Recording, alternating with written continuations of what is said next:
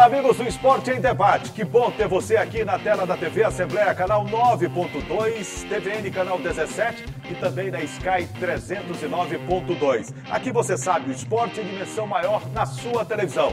E no Esporte em Debate de hoje, você vai ver. Sampaio derrota o Brasil de Pelotas no Castelão e se afasta da zona de rebaixamento para a Série C. CBF adia a data do confronto do Motoclube contra o CRB pela pré-Copa do Nordeste. Você vai ver ainda o desempenho da equipe maranhense no 14º Campeonato Brasileiro de Tiro em Arco, disputado no Rio de Janeiro. E mais, um bate-papo bem legal com o atleta maranhense Caio Borralho sobre sua participação no Contender Series e sua contratação para lutar no UFC. Tudo isso e muito mais do Esporte em Debate, que já está no ar. E eu começo o Esporte em Debate falando sobre arco e flecha. Falando sobre a disputa do 14º Campeonato Brasileiro de Arco, que foi disputado no Rio de Janeiro. Você vai saber como é que foi a participação dos maranhenses na competição, os títulos conquistados, as melhores performances e os índices adquiridos também pelos atletas maranhenses no Rio de Janeiro. Atletas da Arquearia Imperial trouxeram do Rio de Janeiro para o Maranhão 2 medalhas de ouro, uma de prata e uma de bronze do 14º Campeonato Brasileiro de Tiro em Arco, realizado na cidade de Maricá. Pra gente daqui foi como se fosse final de Copa do Mundo. A gente vibrou. Eu fui como instrutora, como técnica, mas também eu fui como mãe e como amiga dos arqueiros que foram e competiram. E a gente vibrou igual, torceu igual, chorou igual, se abraçou igual. Foi maravilhoso, foi uma grande conquista para o Maranhão. Nisete Gedeon e José Ricardo conquistaram a medalha de ouro em suas categorias. Quando a gente consegue trazer uma medalha de ouro, né, para cá, a gente pode abrir mais portas, né? E aí espero que a gente consiga, né? Olha, eu vou te dizer assim, com sinceridade, eu não esperava, assim, né? Porque foi o primeiro brasileiro que eu fui, né? Mas é sempre bom, é um reconhecimento do teu trabalho, do que você está fazendo, do teu esforço. E por arqueria, eu acho que assim, o Maranhão não tinha nenhuma medalha nessa categoria. Agora tem. Os atletas treinam no Clube Arquearia Imperial, que funciona no subsolo deste shopping no bairro do Calhau, em São Luís. O clube foi criado em 2015 para divulgar o esporte e atrair novos praticantes. O tiro com arco é a prática de utilizar um arco e flechas para atingir um alvo. Derek Freitas também trouxe medalha e garantiu o bronze na categoria infantil masculino. Foi bem difícil consegui por sorte na equipe e foi muito legal. Nesta semana, até o dia 14 de novembro, 14 atletas vão participar em Maricá, no Rio de Janeiro, na categoria adulto. Davi Coutinho garantiu a medalha de prata no juvenil e agora vai retornar para disputar no adulto. Esse ano a gente se preparou com uma qualidade muito mais alta, a gente treinou muito mais treino, o volume de treino foi bem maior. Então a expectativa é melhor do que do ano passado e do ano retrasado. A conquista pela medalha é sempre esperada, mas é muita vontade, quem sai com muita vontade, muita ânsia ao pódio. Agora vai ser o Campeonato Brasileiro Adulto e agora a gente está indo com 14 atletas para competir e queremos também trazer mais medalhas e mais títulos para o Maranhão, vai ser super legal. A reportagem foi de Ronald II, Ismael Gama e Magno Parque, aqui na TV Assembleia. Você teve a oportunidade de acompanhar aí, ô Greg? Tudo bem? Tudo tranquilo? Beleza, meu amigo. A gente já tem mostrado muitas reportagens sobre esse esporte de arco e os resultados agora vão além das divisas do estado do Maranhão. Né? Aparecendo, a gente tem buscado resultados lá fora, Sim. O trabalho tem sido intenso, o número de adeptos cresceu e os resultados começam a aparecer de maneira significativa, né? É verdade, a gente está acompanhando já há algum tempo, né, o pessoal da Arquearia Imperial, que treina aqui no shopping da capital, aqui em São Luís. E agora os resultados começaram a aparecer a nível nacional, né, Jurinha? O Ronald II fez a narração dessa reportagem, mas a reportagem é do Ismael Gama, junto com o Magno Parque, como o Jurinha falou, e o aproveitamento do Maranhão foi muito bom. No Rio de Janeiro, o Maranhão trouxe 2 medalhas de ouro, uma de prata e uma de bronze, nessa 14ª edição do Campeonato Brasileiro de Tiro com Arco realizado na cidade de Maricá, né, lá no interior do estado do Rio de Janeiro.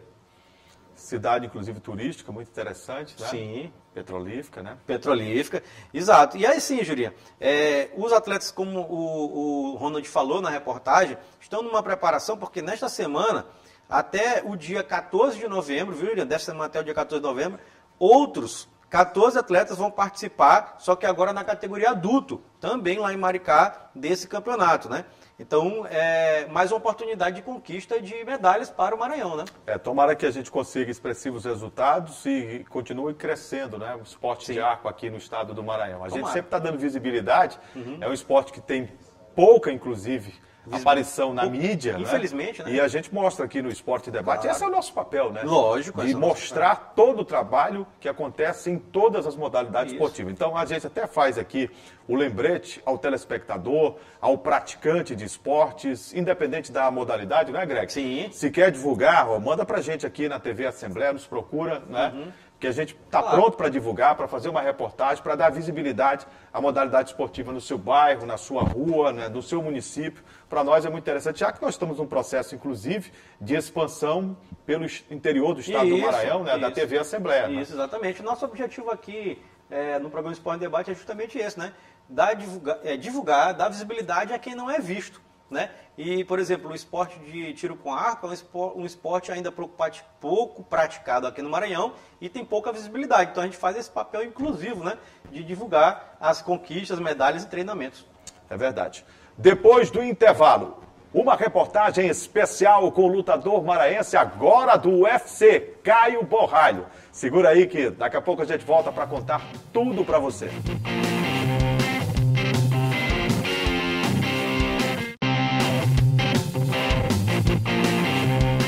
O Maranhão está no UFC. O lutador maranhense do bairro do Turu, Caio Borralho, conseguiu finalmente entrar para a seleta lista de atletas patrocinados, participantes do UFC. Ele tentou várias vezes, 2 lutas consecutivas, e foi preciso ganhar as 2 para que Dana White reconhecesse o talento do maranhense e assinasse contrato com Caio Borralho. O repórter Ismael Gama, Ronald II e o Magno Park tiveram a oportunidade de conversar com a grande sensação agora, o maranhense Caio Borralho no UFC. E ele contou, né, como foram as lutas, o que tem feito e as perspectivas a partir de agora com mais um participante do UFC.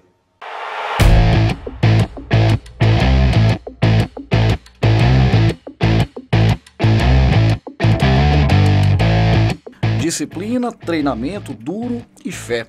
É assim que o maranhense Caio Borralho, atleta de MMA, se tornou o mais novo contratado UFC em Las Vegas, nos Estados Unidos. Morador do habitacional Turu, em São Luís, o atleta campeão recebeu a nossa equipe na casa da avó, Dona Maria Jesus. Caio se prepara há muito tempo para esse momento na carreira. Ele contou que cursava Engenharia Química na Universidade Federal do Maranhão, quando resolveu deixar tudo por aqui e foi em busca do sonho longe de casa em 2014. No encontro, ele falou das vitórias nos Estados Unidos e do contrato assinado com o Dana White, presidente do UFC. Foi um momento assim de bastante estresse assim, né, para a cabeça, né, aquela preocupação, mas de muita felicidade também, depois que a gente conseguiu ganhar a primeira luta, mas que não veio, acabou não vindo o contrato, né, veio aquele pequeno momento de frustração. Mas logo 2 dias depois já veio o comunicado desse novo contrato no Contender de novo, uma luta com peso acima. E foi um alvoroço assim, e logo a cabeça que tinha dado uma relaxada depois da vitória já voltou a ficar mais tensa, né? Já pensando em tudo que teria que fazer, sabendo que seria uma luta até talvez mais difícil por ser uma categoria acima, por ser um cara diferente e tão pouco tempo para se preparar, mas... Na verdade mesmo, eu estava bem confiante assim, no trabalho, em tudo que eu tenho feito durante todos esses anos, nesses 7, 8 anos que eu estou longe de casa aí, eu estava muito confiante e eu sabia que podia botar quem fosse na minha frente que eu ia derrubar. Logo depois da segunda vitória em outra categoria meio pesado, diferente da que já é habituado, que é a peso médio, Caio deu essa entrevista e provou que, além da arena, manda bem também no inglês. I'm the first one to make history right here in the Contender Series, to fight two times in the same season, 2 fights in 2 weeks, 2 weight divisions. Now, what do you want more from me?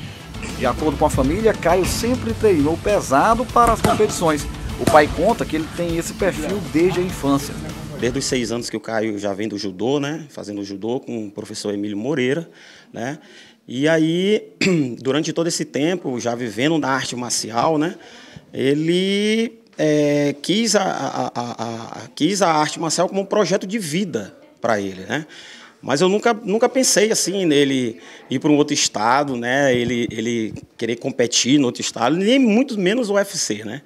Mas a família sempre apoiou, eu sempre, desde o começo, sempre confiei no meu filho, né? E abracei o projeto dele, né? De viver também da luta, né? A dona Maria de Jesus, avó de Caio, disse que a fé que o atleta demonstra dentro e fora das competições sempre esteve presente na vida dele. Você vai vencer a luta, mas quem vai ser glorificado ali é o Senhor, porque é Ele que vai te fortalecer, é Ele que até aqui tem cuidado de você. E esse amor por Deus é uma coisa muito linda, não é porque Ele está ali mostrando, é porque isso já está dentro dele, está enraizado no coração dele. Então, ele tem muito temor e amor a Deus. E isso é muito importante, porque quem tem isso, alça voos muito grandes. A minha fé em Deus é o que me move, Deus foi o que me deu forças para passar por tudo que eu passei na minha carreira, me deu forças para suportar a saudade da minha família no início, que eu queria voltar bastante, mas Deus sempre me manteve forte lá. Então, eu acho que a fé, como Deus diz, a fé move montanhas, né? E eu acho que a fé talvez seja um dos pontos mais fortes, porque eu entro lá em cima cheio de fé, cheio do Espírito Santo, eu sinto muito o Espírito Santo, a presença dele em mim. Enquanto eu luto, é um momento em que eu me conecto com Deus muito forte, então vai ser difícil alguém me derrubar cheio de fé, assim.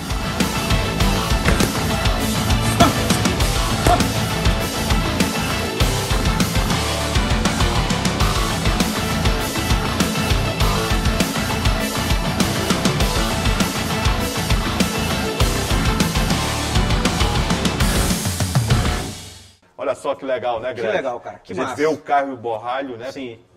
Persistir, não desistir. Sim. E conseguir, né? Chegar à nata, né? Sim. Das lutas marciais, dessa arte que é muito significativa, muito disputada no mundo inteiro, e chegar a um UFC é muito complicado, é muito difícil. E o Caio Borralho precisou ganhar 2 lutas consecutivas para que o Dana White assinasse o contrato, né? Chamasse. Né? Jurinha, foi assim, o Caio Borralho conseguiu se superar, realizou o sonho da vida dele.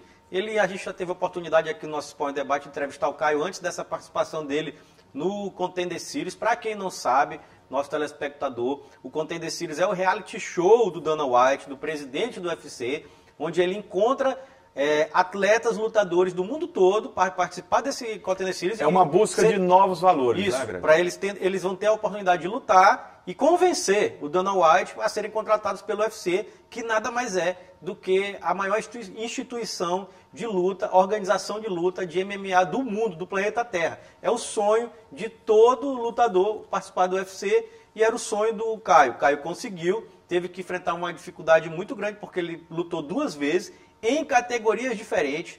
Caio escreveu história, viu, telespectador da TV Assembleia, telespectadora? O Caio escreveu história, ele lutou 2 vezes em 2 categorias diferentes, em menos de 2 semanas, ganhou as 2 lutas. As 2 lutas. Ele lutou na categoria até 83, até 84 e depois até 93 quilos. E ele é da categoria até 84 quilos.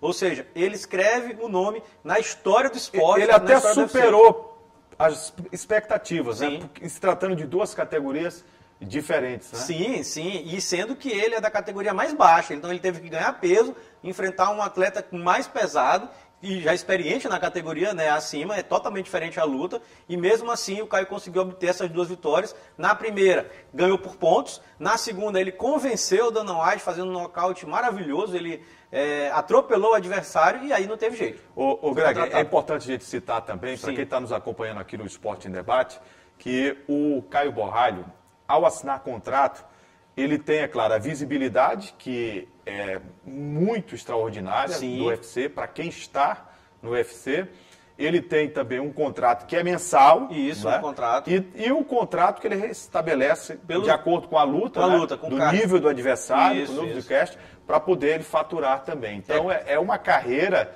que com certeza só vai crescer. Sim. E a gente torce para que ele possa consolidá-la também. Né? Sim, e o Caio, como o Juliano está explicando, tem o contrato com valor mensal e também tem um contrato por luta. E também, que a gente vai passar batido, por venda de Premier, por venda de pay-per-view. Ou seja, quanto mais a luta é vendida... Quanto mais você faz assinatura na televisão para ver uma luta dele, ele ganha um percentual Ganha um percentual, eles ganham um percentual legal. em cima disso. Então, são muitas maneiras dele ganhar. O Caio é um jovem, tem apenas 28 anos, um maranhense aqui do bairro do Ipeturu, como o Jurinha lembrou, né? E tem uma perspectiva muito boa pela frente. Eu acompanhei as 2 lutas dele, já tinha acompanhado a luta dele aqui também em São Luís. A performance dele é impressionante. Sim, né? E ele tem um potencial muito grande mesmo. É muito determinado, a gente observa que ele tem uma determinação muito grande, sabe o que faz, e está realizando um sonho, né? O sonho realizado, né, da vida, chegar ao ponto máximo da carreira de um lutador de artes marciais mistas, né, do MMA, é lutar o UFC, né, que é a principal organização. Tem uma previsão aí, Juliana, em bastidores, de que a luta de estreia do Caio no UFC aconteça em fevereiro. Em fevereiro nós podemos ver o Caio já lutando o UFC algum card oficial. Torço para que chegue logo, aí, né, para a gente olhar o Caio lutando e ganhando. Depois do intervalo, o destaque para a vitória dramática do Sampaio Corrêa diante do Brasil de Pelotas, que mantém o Sampaio Corrêa com a esperança de continuar na Série B para 2022. Faltam poucos pontos à representação boliviana. Dizem que 1 ponto já estará o Sampaio Corrêa na Série B do ano que vem. Mas para não ter nenhuma dúvida, o número mágico é 45 pontos nessa Série B do Campeonato Brasileiro. Daqui a pouco vamos falar também da remarcação do jogo do Moto pela pré-Copa do Nordeste diante do CRB em Alagoas. Segura aí que daqui a pouco a gente volta.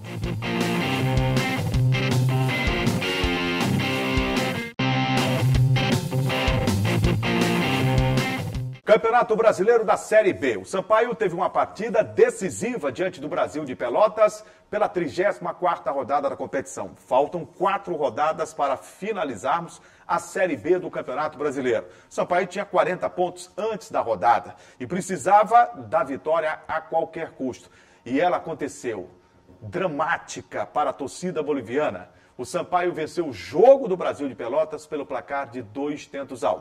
O primeiro gol foi marcado aos 9 minutos do segundo tempo, por intermédio do Rony. Numa jogada do Pimentinha pelo lado direito, houve um bate-rebate. O zagueiro Ícaro tentou tirar, o Gui Campana insistiu, a bola sobrou limpa, suave na cara do gol para o Rony, que fez o primeiro gol da Bolívia querida aos 9 minutos do segundo tempo. 1 para o Sampaio, 0 para a equipe do Brasil de Pelotas. Só que aos 17 minutos, Sampaio, que vive a síndrome de Surian, faz o gol e recolhe-se todo. O Sampaio permitiu, num contra-ataque rapidíssimo, Erisson, artilheiro da equipe do Brasil de Pelotas na Série B com 7 gols, entrou na cara do gol. E depois de passar pelo zagueiro Alan Godoy, ele com um gol escancarado acabou batendo rasteiro no canto esquerdo da meta do goleiro Luiz Daniel, fazendo 1-1, o que silenciou o torcedor no Estádio Castelão e abriu de novo uma angústia no coração da torcida boliviana. O Sampaio fez modificações, mudou o esquema de jogo para o 3-4-3. Colocou Jean Silva, colocou o Jackson, entrou o garoto Maurício de Araiós, e o Sampaio mudou o panorama do jogo. Mas já ao apagar das luzes, aos 46 minutos da etapa complementar, em jogada do Pimentinha... O que aconteceu, E o Maurício fez uma belíssima jogada de calcanhar, driblou na risca fatal da grande área de perna esquerda, fuzilou do canto direito da meta do goleiro Marcelo do Brasil de Pelotas, desafogando a massa tricolor em todo o estado do Maranhão, fazendo 2-1, uma vitória com contornos de dramaticidade. Precisava ser assim, né, Greg? Não, não precisava. A gente estava até comentando aqui no bastidores, eu usei aquele termo dos antigos radialistas, né? Na bacia das almas. É verdade. Não precisava. Tem que ficar bem claro para o torcedor do Sampaio Corrêa. A equipe do Brasil é fraquíssima, mas é muito fraca. O Brasil está rebaixado, Julinha, com algumas rodadas de antecedência 23 já. pontos conquistados Tem apenas. 23 pontos, a gente já até falou isso. Ó. O Brasil, em 34 jogos, ganhou 4. Não, em 34 não. Em 34 jogos ganhou 4. 34 ganhou 4, empatou 11 e perdeu 19, Jurinha. É uma das piores campanhas da história, viu? Da Série B do Campeonato Brasileiro. Sem sombra de dúvidas, terrível. E o Sampaio conseguiu se complicar com esse time, um time que não tem nada. Aí, mas não foi o Brasil que complicou, foi o Sampaio que complicou o jogo, porque o jogo estava a caráter para o Sampaio. Isso, né? Aí é que tá. A gente, por muito tempo, criticou o Felipe Surian por falta de criatividade, falta de eu vou chamar assim, de criatividade mesmo e de oportunidades de como montar um time, de criar jogadas diferentes. E, infelizmente, o time do Brigatti volta a ser refém do Pimentinha. Do mesmo jeito que o Surian era. O Brigatti é totalmente refém do Pimentinha. O Pimentinha desequilibrou o jogo a favor do Sampaio. O Pimentinha joga muito, o Pimentinha está jogando muito. E é só isso no lado direito do ataque do Sampaio. Bola para o Pimentinha, seja lá o que Deus quiser. Porque do lado esquerdo, o Sampaio não consegue com o Jarros Pedroso da vida. Não tem. Sampaio não consegue com o Jean Silva da vida. Com o Rony, que não funcionou. Não consegue com o Rony. Não funciona. Fez o gol, esquerdo. Não funcionou. Não funcionou. Mas aquele gol ali você faria, o Heraldo faria, o Fábio faria, eu faria também. Com o Jean Silva, que ia passar batido aí. O Jean Silva perdeu um gol incrível. Uma jogada linda do Pimentinha. Incrível. Mas assim, o que eu cobro do Sampaio Corrêa é que o Sampaio Corrêa tem peças. O time do ano passado do senhor Léo Condé, é bom registrar isso bem aqui, Léo Condé subiu com o Novo Horizontino. Subiu. E o Rafael Guanais, que caiu com o Sampaio em 2018, ele subiu com a Tombense. Isso. O Léo Condé subiu com o Novo Horizontino da Série C para a Série B, foi campeão do interior também, agora no começo do ano, do Campeonato Paulista, campeão do interior, e agora subiu da Série C para a Série B com o Novo Horizontino. Eu falo do Léo Condé, para só destacar aqui, que o Léo Condé tinha um elenco inferior. O elenco do Sampaio, como do ano passado, era inferior a esse elenco desse ano. O elenco desse ano tem mais peças, tinha mais possibilidades, e os técnicos do Sampaio não souberam trabalhar. É refém de uma jogada. Toca a bola para o Pimentinha e tenta ver se ele faz alguma coisa. E olha só, em 2012, o Pimentinha foi o grande nome do Sampaio na Série vitória da Série D, quando o Sampaio foi campeão brasileiro invicto. Isso. E aí passaram-se 9 anos. 9 anos. E o Pimentinha continua sendo esse jogador decisivo. O grande destaque do Sampaio. Destaque do Sampaio. E assim, Quer dizer, o Sampaio, ainda bem que o Pimentinha, ele tem modificado o repertório. Ele evoluiu bastante. Ele evoluiu bastante. Sim. Porque ele é, sem sombra de dúvidas, o único capaz de quebrar as linhas. Do Sampaio, de invadir a área inimiga, Sim. de driblar em velocidade, Sim. de buscar uma jogada efetiva de gol. Sim. E faz passes hoje, assistências, como fez para o Ciel, como fez para o Jean Silva, como fez para o Jackson, tá entendendo? Ele cansou de botar os caras na cara do gol. Isso. Impressionante. Impressionante. Que errava bastante, melhorou muito nesse fundamento, melhorou também no fundamento de finalização, que era péssima a finalização do Pimentinha, ele melhorou também bastante nesse fundamento. Então foi um jogador que teve uma evolução assim bem nítida, né? Todo mundo que acompanha o futebol percebe que o Pimentinha evoluiu dentro de campo como jogador. O Sampaio Corrêa que não evoluiu. O Sampaio Corrêa não evoluiu nada. O Sampaio Corrêa ganhou do Brasil de Pelotas, tem que comemorar? Tem. Porque o Sampaio precisava do resultado. Porque é a permanência na Série B. Por isso. É a permanência, mas o desempenho foi fraquíssimo. O desempenho do Sampaio foi fraco. Mereceu a vitória contra o Brasil? Mereceu, mas pelo amor de Deus. Poderia ter feito com uma vitória mais tranquila, sem nervosismo nenhum, sem dramaticidade nenhuma. Certo, e merecer a vitória contra o Brasil de Pelotas é obrigação. O Brasil é fraquíssimo. Olha, com esse resultado, o Sampaio chegou aos 43 pontos, telespectador e telespectadora, né? Tem 34 jogos já disputados, 11 vitórias, 10 empates e 13 derrotas. Está com 43 pontos. Nesse momento, está à frente do Londrina, que é o primeiro time na zona de rebaixamento, tem 17, na 17ª colocação, com 38 pontos. Então o Sampaio está a 5 pontos de distância da Série B, da zona de rebaixamento da Série B. Na próxima quinta-feira, 19 horas, 7 da noite, pega o Vila Nova. Certo. Ô Greg, eu não sei se a história vai ser recontada assim, mas no turno, o Sampaio vinha de 4 jogos, depois que enfrentou o Vasco da Gama em São Januário, sem vencer. E venceu. Encontrou o Brasil de Pelotas, venceu por 2-1 também. Lá, o Ciel e o Jean fizeram os gols. Foi, né? Lembro. Aqui o Sampaio vence por 2-1. Será que o Sampaio engata essa recuperação agora? Porque no turno, como eu falei, o Sampaio vinha de 4 jogos sem vencer, venceu o Brasil de Pelotas e passou a ganhar. Ganhou o Vila Nova por 2-0. Teve uma recuperação boa. Veio uma recuperação, chegou a 30 pontos. Foi. Inclusive numa campanha sensacional de acesso no O primeiro Sampaio turno. fez um primeiro turno com 30 pontos e o segundo turno até antes da realização desse jogo com apenas 10 pontos. É uma diferença... Uma vitória apenas. Uma vitória. Agora tem 2 vitórias no turno. Tem 2 vitórias. É uma campanha no segundo turno ridícula. De rebaixamento. É ridícula. É uma campanha de rebaixamento. Só para deixar claro aqui para o nosso torcedor, a 35ª rodada ponta no dia 11 agora, Sampaio e Vila Nova, né, 7 da noite no Castelão. E a 36ª, Jurinha, vai ser segunda-feira, dia 15, portanto, antes do nosso programa, né, às 6 horas da tarde. É feriado nacional, dia da proclamação da República. Náutico e Sampaio Corrêa nos aflitos. Náutico e Sampaio Corrêa nos aflitos. O Náutico lutando para tentar uma situação, chegar no G4. Né? Mas é difícil. Tá muito complicado. Muito complicado. Muito complicado para o Náutico. Assim, só para finalizar o assunto aqui, é bom também deixar claro que o Sampaio ainda pega pela 37ª rodada o Cruzeiro, aqui em São Luís, sem data e horário marcados ainda. E também, na última rodada, o Avaí fora de casa. Aí, o torcedor precisa entender o seguinte. Nesse momento, de acordo com o site Infobola, fiz uma pesquisa rápida, Juliano, o Sampaio tem 2% de chance de cair ainda. 2% de chance de cair. O Tristão Garcia, um matemático da UFMG, né, da Federal de Minas Gerais, aponta que 44 nessa Série B escapa. Só que o número mágico é o 45, né, que a gente sempre trabalha com 45. Sampaio precisaria, então, de 2 pontos, 2 empates.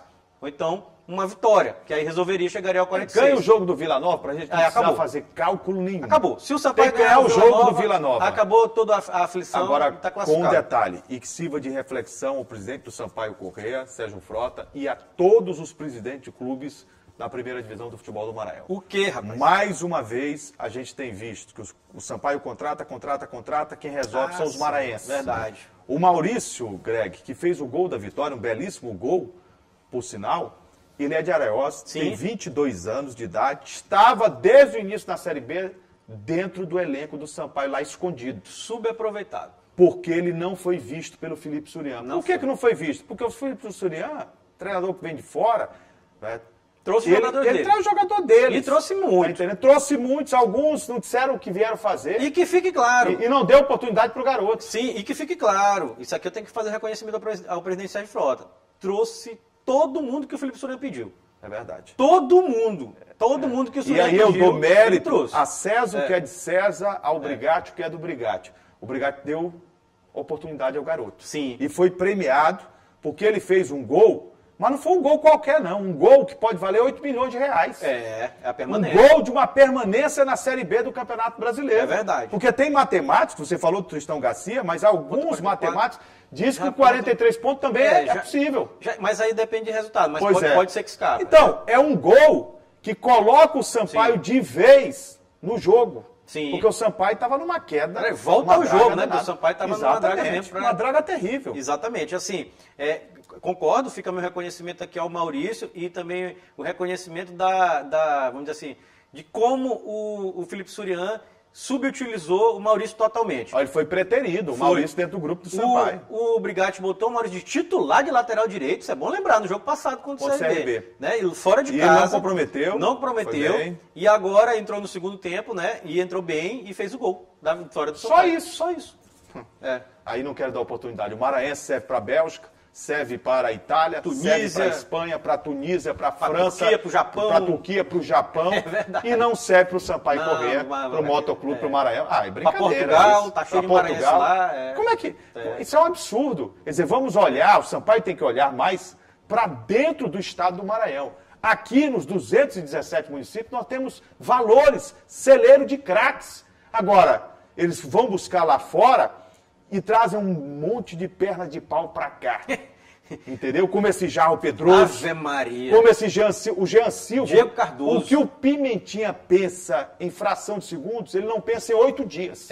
E olha que o Jean Silva até que é um bom jogador, né, Juninho? Até que foi um bom jogador. Ele é bom jogador, é? Para as pretensões do Sampaio dentro da Série B agora, que é só escapar, Agora, Jarro Pedroso, esse aí que você falou, meu amigo. É brincadeira. Não tem condição alguma. Ele já veio quebrado para cá. Veio quebrado. O Motoclube se prepara para enfrentar pela pré-Copa do Nordeste, última fase, a terceira, hein? O CRB em Alagoas. Ô, Greg, vamos lá. Nós levantamos aqui, inclusive no Esporte Debates na Rádio Assembleia e na TV Assembleia, essa possibilidade do Moto reivindicar junto à federação e a federação junto à CBF o direito de não esperar tanto tempo, já que o Moto não tem caixa para pagar a folha salarial dos jogadores por mais um mês. Porque o jogo foi remarcado, tirado do dia 16, porque dia 15 joga pela Série B o CRB. A prioridade é a segunda divisão, a Série B, e aí ficou sem data. O Moto já entrou em contato, a federação defende a data do dia 18 de novembro. Ao que parece, a CBF vai confirmar o dia 18 de novembro como data do jogo de volta entre CRB e o Moto. Primeiro jogo, o Moto ganhou por 2-1 aqui em São Luís. Porque assim, para o nosso telespectador e a nossa telespectadora entenderem, né?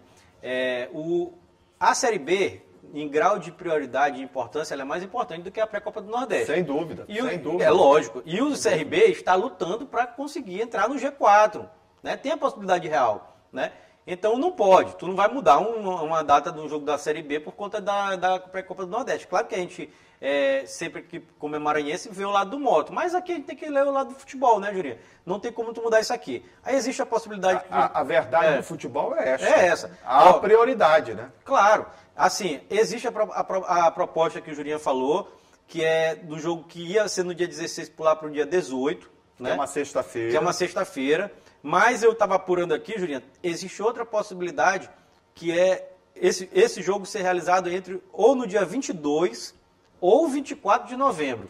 Essa data do dia 18, o presidente da federação, por que eu falei sobre essa data? O presidente da federação, Antônio Américo, foi provocado pelo presidente do Conselho Deliberativo, que responde pela presidência do Motoclube, Luiz Carlos. E o presidente, eu ouvi inclusive um áudio num grupo, em que estão dirigentes de clube da federação, ele dizendo que já havia conversado com o diretor Flores, Manuel Flores, da CBF, e que este havia gostado da sugestão e que iria trabalhar a data como uma data a ser utilizada no dia 18 de novembro para que o jogo fosse realizado.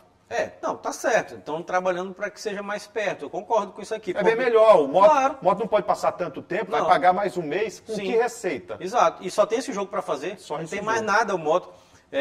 Não joga a Copa FMF, tem essa data do dia 22 ou 24 ou 18, como o Jean falou, e aí a pior possibilidade, que é só acontecer em dezembro, que aí era terrível para o Moto. Ô Greg, o Moto vai ter uma definição agora, na próxima quarta-feira. Sim, dia 10. E que pode marcar um novo momento para o clube. O Moto vai passar por eleições gerais, hein? Vai. Conselho Deliberativo, o Luiz Carlos, atual presidente, é candidato à reeleição. Conselho diretor, 2 chapas foram inscritas. Certo. A chapa encabeçada pelo vereador de São Luís, Ribeiro Neto, do PNM. Tem aqui, o nome de todo mundo. E a chapa encabeçada pelo deputado estadual, doutor Iglesio. Certo. Né? E esses 2 nomes estão aí, colocados à disposição dos conselheiros do Moto para a eleição do próximo dia 10. Certo. Dia 10, auditório da FIEMA, na Avenida Jerônimo de Albuquerque, está marcado, processo eleitoral do Moto. Todo torcedor motense aqui está ansioso por isso. Até porque teve o afastamento do Natanael. A gente até sabe que o Natanael Júnior teve um problema de saúde grave, isso aqui tem que ficar claro, né? Natanael quase morre, né? Ele ficou internado muito tempo por conta de problemas com a Covid-19. Depois ele voltou à direção do Moto e logo depois pediu afastamento, né? Pediu um afastamento e tal. E a gente... Mas é bem verdade que ele deixou o Moto também cheio de problemas. Isso. O Moto tem a sede hoje do Paraná penhorada por R$300 mil. Sim. Os jogadores estavam 2 meses de salário atrasado, pelo que eles mesmos informam. Sim. Né? O Moto... Ameaçaram uma greve. Só 2 pessoas o Moto deve. A Deus e o mundo. Ameaçaram greve, e aí foram homens e não... Não. Eles viram que o torcedor do Moto que seria prejudicado, sacrificado, além da instituição. E a instituição, porque o Moto pegando o WO seria gravíssimo, né? Não quero nem pensar. Pois terrível. Então assim... E muito pelo contrário, foram homens, ganharam o jogo do Retrô, que é um time bancado por empresários, é um time que tem estrutura, ganhou do América de Natal, que havia eliminado o Moto na Série D, e o Moto ganhou lá, nos pênaltis. E ganhou do CRB. E agora... Está aí... com uma das melhores posições na Série B do Campeonato Brasileiro. Brigando para o G4, está na 6ª colocação. Já chegou a estar na 5ª. E está na 6ª colocação, 1 ponto atrás do Goiás, ou seja, está lá brigando ali pelo G4. Pelo G4. Assim, 2 chapas foram inscritas, está aqui, Jurinha. A primeira chapa é o Futuro é Agora, que tem o Ribeiro Neto como presidente, né, que você já destacou. O vice é o Liviomar Macatrão, que é o secretário municipal de Agricultura. né? IPES, que é abastecimento de São Luís, da CEMAPA. Diretor financeiro é Laesli Simões Lindoso. Diretora de patrimônio, Magnólia Lima Dias Carneiro. Isso aqui. E o secretário é o Alan Joy Azevedo da Silva. Essa foi a segunda escrita. A primeira chapa escrita, que foi a do deputado doutor Iglesio, né? Tem o doutor Iglesio como candidato a presidente, o deputado doutor Iglesio Luciano Moisés Silva, o vice-presidente Carlos Eduardo Fernandes Maciel, o diretor financeiro Ricardo José Gonçalves, o diretor de patrimônio Gustavo Santos Duarte Borges e o secretário João Afro Barros Leal.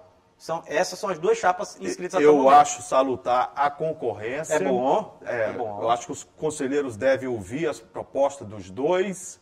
Já é uma participação dos dois candidatos, tanto o vereador Ribeiro Neto quanto o deputado doutor Iglesio, dentro do clube, sim, apoiando, inclusive, em muitas ações. São torcedores. Pelo que eu estou informado. Né? São torcedores do Motoclube de São Luís, querem ajudar o time do Moto. Acho até que deve, até o momento da eleição, eu já vi muito isso acontecer no Moto e em outros clubes aqui. Chegar na hora da eleição, se tira uma chapa, chega ao consenso, se une. Eu acho interessante. A união é fundamental nesse momento. Mescla os cargos, né? Isso. Não, mas só o fato de ter uma eleição e de ter a possibilidade democrática de se escolher já é bom, porque está tão difícil isso, né? É verdade. Tá tão difícil. E geralmente a renovação de dirigentes do futebol do Estado do Maranhão não tem acontecido. Ih, rapaz, tem uns exemplos aí que estão décadas já. Pois é, não tem acontecido. Né? E é bom, e eu sou a favor da alternância. Também sou. De cargo no poder. Eu sou a favor de alternância no poder. Você oxigena, já falei diversas vezes isso, não é? Você, às vezes, está no cargo tanto tempo e vai perdendo estímulo. Não acontece com todo mundo. Não. Você perde motivação. Você perde ideia às vezes, às vezes você se desgasta. Às vezes o próprio torcedor já não te entende bem. E às vezes você não entende o próprio torcedor. Então, eu acho que é interessante essa rotatividade. Né? Que o Moto pudesse ter o Sampaio, o Maranhão, vem passando, mudando de diretoria, né? O Imperatriz. É preciso que novos nomes surjam para dirigir clubes do futebol do Estado do Maranhão. Concordo. Eu acho que essa renovação ela tem sido pequena no nosso futebol. É muito pequena. Assim, eu concordo. O que eu mais gostei aqui, para o nosso telespectador entender, é justamente dessa disputa, porque eu concordo com o Jurinha, de que eu acho muito interessante quando tem uma renovação, não tem aquela continuidade, mas eu também acho muito mais interessante, para mim é importantíssimo, quando tem diferenças de ideias, né? São propostas diferentes, né? Ou seja, mostra que existe gente que está querendo pensar diferente. Para que você possa analisar, ver qual é a melhor. Isso, a probabilidade. Né? Eu acho que isso aqui é melhor, acho que isso aqui é melhor. É muito importante que tenha isso aqui. Hoje em dia a gente não vê mais isso, infelizmente. Ô Greg, chegamos ao final do Esporte em Debate. Você pode nos acompanhar toda segunda-feira, às 8 da noite, aqui na tela da TV Assembleia Canal 9.2, TVN Canal 17 e também na Sky 309.2. Ô Greg, os canais de interação para que o público possa participar, sugerir pautas, mandar a sua mensagem para a gente. Pois é, o telespectador pode acompanhar nosso programa através dos nossos canais de interação. Primeiro é o nosso site, que é o al.ma.leg.br/TV. Tem também o telefone da nossa redação, que é o 3269-3028, e o nosso WhatsApp, passa aqui embaixo da sua tela. Eu quero agradecer a nossa equipe sempre brilhante, né? O Bispo, nosso diretor de TV, muito obrigado. Heraldo, né? Aqui no estúdio, nosso amigo Fábio, o repórter premiado da televisão maranhense. Hinaldo Pé de Pato. Hinaldo Pé de Pato, fazendo um grande trabalho na parte externa, né? Sempre quando ele vai, prêmio, né? É sucesso. Sucesso absoluto. O nosso crítico de TV. Quem? Gleidson. Gleidson, rapaz. O nosso crítico. Porque ele não vem mais, né? Quando ele não vem, ele critica pelo lado construtivo, vai melhorando tudo. Agora ele não bota a mão na massa. Mas foi interessante que as críticas deles foram positivas. Pertinentes, né? Ele só não está aqui para fazer operacionalizar a mudança. Isso é outra história. Isso aí é outra história. Esse negócio dele vir aí... Tchau, gente. Eu já estou querendo demais. Isso aí o Esporte Debate fica por aqui. Obrigado pela audiência e até a próxima. Tchau, galera. Valeu. Um abraço.